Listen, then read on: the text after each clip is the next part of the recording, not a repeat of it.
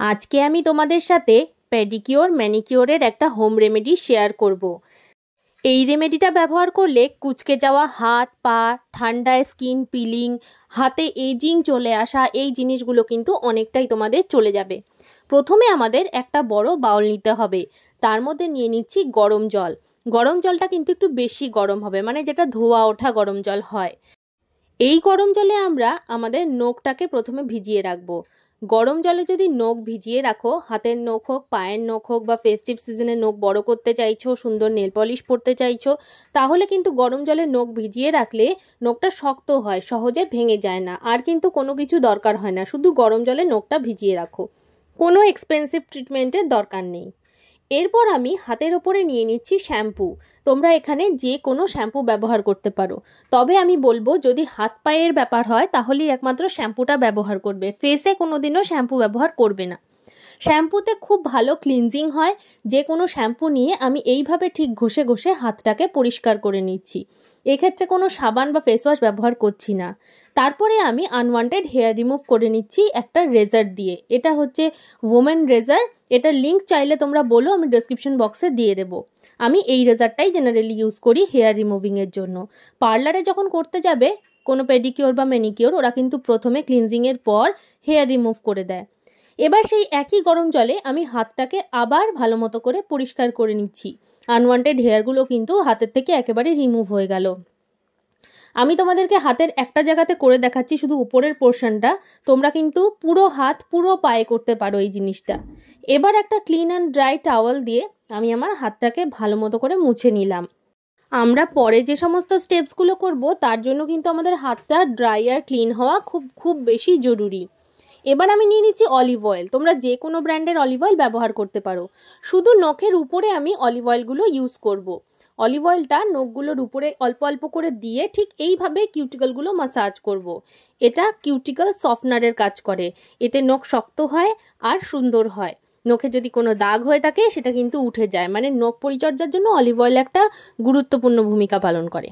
এবার হাতের স্কিনের ওপরে আমি দিয়ে দিচ্ছি নারকোল তেল।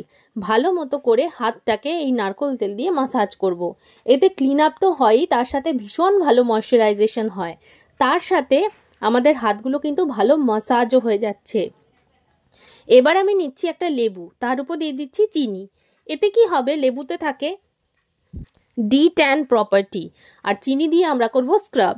এতে কিন্তু হাতের ওপরে ডেড স্কিন সেলসের লেয়ারগুলো উঠে যাবে আর স্কিনের ওপর থেকে ট্যানগুলোও রিমুভ হয়ে যাবে।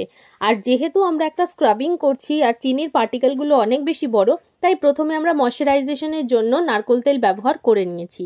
যে কোনো স্ক্রাব করার আগে কিন্তু নারকোল তেল বা যে কোনো ময়শ্চারাইজার ইউজ করে নিলে স্কিনের ওপরে কোনো স্ক্রাবিং পার্টিকেল হার্শ করতে পারে না। ঠিক এইভাবে করে নিলে আমাদের স্কিনের ওপর থেকে সমস্ত ডেড স্কিন সেলসগুলো উঠে যাবে। এবার সেই আগের বাউলটা আমি নিয়ে নিলাম, যার মধ্যে গরম জল আছে, আর হাতটাকে ভালো মতো করে পরিষ্কার করে নিচ্ছি। মানে লেবু আর চিনির যে দানাগুলো আছে সেগুলো কিন্তু রিমুভ হয়ে গেল। এবার আমি আবার আমার হাতটাকে ভালো মতো করে মুছে নিচ্ছি। স্ক্রাবিং করার পর কতটা স্কিনটা ব্রাইট হয়েছে দেখতে পাচ্ছ। এবার একটা তুলোর মধ্যে আমি ভরে রোজ ওয়াটার নিয়ে নিলাম। তোমরা কিন্তু যে কোনো রোজ ওয়াটার ইউজ করতে পারো। এটা হাতে টোনিংয়ের কাজ করে, মানে স্ক্রাবিং করার পরে কিন্তু টোনিংটা মাস্ট। এতে স্কিনের যে পোর্সগুলো আছে সেগুলো আবার জোড়া লেগে যায়। এবার আমি একটা ছোট্ট কাচের বাউল নিয়ে নিচ্ছি। এর মধ্যে আমি দিয়ে দেবো চালের গুঁড়ো। তোমরা চালের গুঁড়ো যে কোনো ব্র্যান্ডের ইউজ করতে পারো, যেটা রান্নাঘরে ইউজ করো সেটাই ইউজ করতে পারো। এবার এর মধ্যে দিয়ে দেবো বেসন, যেটা আমাদের রান্নাঘরে নর্মাল বেসন হয় সেটাই তোমরা ইউজ করতে পারো। পরিমাণগুলো নিজের পরিমাণ মতো দেখে নিয়ে নিও, আমি একটা আন্দাজে পরিমাণের মতো দিয়ে দিচ্ছি। এরপর দিচ্ছি কস্তুরি হলুদ। তোমাদের কাছে যদি কস্তুরি হলুদ না থাকে তোমরা কিন্তু রান্নার হলুদ কয়েক চিমটি ব্যবহার করতে পারো। এরপর আমি এর মধ্যে আরও কিছু ইনগ্রিডিয়েন্ট অ্যাড করব, যেরকম বাদাম তেল। বাদাম তেল যদি তোমাদের কাছে না থাকে তোমরা গ্লিসারিন অ্যাড করতে পারো, অথবা ভিটামিন ই ক্যাপসুল অ্যাড করতে পারো, অথবা এও যদি না থাকে নারকোল তেল ব্যবহার করতে পারো। এবার নিয়ে নিলাম কয়েক ফোঁটা লেবুর রস আর কাঁচা দুধ। যদি কাঁচা দুধ না থাকে বয়েল করা দুধ তোমরা ঠান্ডা করে নিতে পারো। এবার ভালো মতো করে এই জিনিসগুলোকে মিশিয়ে নেব। একদম ক্লিন নরম একটা পেস্ট তৈরি হয়ে যাবে, যেটাকে যেন আমরা ভালো মতো করে অ্যাপ্লাই করতে পারি। আরও ভালো করে এটাকে মিশিয়ে নিতে হবে। একদম স্মুথ একটা পেস্ট তৈরি হয়ে গেছে। এবার এটাকে ভরে ভরে হাতের উপরে অ্যাপ্লাই করব। হলুদ যেন ব্রাইটনিংয়ে সাহায্য করে, ট্যান দূর করতে সাহায্য করে। বেসন আমাদের ক্লিনজিংয়ে সাহায্য করে, চালের গুঁড়োও ক্লিনজিংয়ে সাহায্য করে। বাদাম তেল, আমি এখানে আলমন্ড অয়েল কেনাটা নিয়েছি, তোমরা রোগান বাদাম অয়েলটাও ইউজ করতে পারো। সেটা কিন্তু ময়শ্চারাইজেশনে খুব ভালো হেল্প করে, এতে রিঙ্কেল পড়ে না। এই জিনিসগুলো মিশিয়ে যে পেস্টটা লাগিয়ে নিলাম, এটাকে আমি 10 থেকে 15 মিনিট এইভাবেই ছেড়ে দেবো। মানে তোমরা হাতে পায়ে যখন করবে এভাবেই ছেড়ে দেবে। 10 থেকে 15 মিনিট পর এটা কিন্তু খুব একটা শুকোবে না, কারণ এর মধ্যে তেল আছে। সেমি ড্রাই হওয়ার পরে এটা কিছুটা এরকম লালচে হয়ে আসে। তারপর ওই একই জলের মধ্যে হাতটাকে আমি ভালো মতো করে পরিষ্কার করে নেব। তোমরা যখন এটা হাতে পায়ে ভালো মতো করে করবে, তোমরা এর রেজাল্টটা একদিনেই বুঝতে পারবে।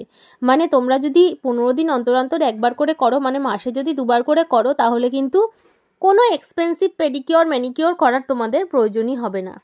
এবার ভালো মতো করে হাতটাকে এইভাবে ধুয়ে নিলাম, কোনোখানে যেন এই প্যাকটা লেগে না থাকে। দেখো হাতটা কতটা ব্রাইট হয়ে গেল, চকচকা হয়ে গেল, খুব সুন্দর হয়ে গেল। নখের উপর থেকে যে ইয়েলো ইয়েলো ভাবটা সেটাও কিন্তু চলে গেছে, কারণ আমি রেগুলার নেল পালিশ পরি। এরপরে আমি হাতের উপর নিয়ে নিচ্ছি অ্যালোভেরা জেল। অ্যালোভেরা জেলটা কিন্তু আমাদের স্কিনের জন্য খুব ভালো, স্কিনকে টান টান করতে, ব্রাইট করতে, হাইড্রেশন প্রোভাইড করার জন্য খুব ভালো। তার উপর দিয়ে দিচ্ছি 4 থেকে 5 ফোঁটা vitamin E capsule.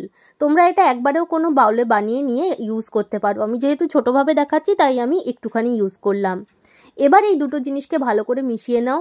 Vitamin E ক্যাপসুলের দাগ ছোপ খুব ভালো মতো দূর করে, বয়সের ছাপ দূর করে, হাতের এজটা যেন বোঝা না যায়। ঠিক এইভাবে 2 থেকে 3 মিনিট আমরা ম্যাসাজ করব। তারপর যেটুকু বেঁচে থাকবে হাতের ওপরে সেটা কিন্তু আমরা রিমুভ করে ফেলতে পারি টিস্যু পেপার দিয়ে। কতখানি সুন্দর লাগছে, ব্রাইট লাগছে দেখো। আমি খুব গ্লিটার নেল পলিশ পরা পছন্দ করি, তাই আমি আজকে এই সেটটা থেকে একটা গ্লিটার নেল পলিশ পরে তোমাদেরকে দেখাবো। হাতটা কতটা শাইন করছে দেখে যেন মনে হচ্ছে আমি এই কোনো দামি পেডিকিওর ম্যানিকিওর করিয়েছি। ফাইনালি আমার হাতটা দেখতে এরকম লাগছিল।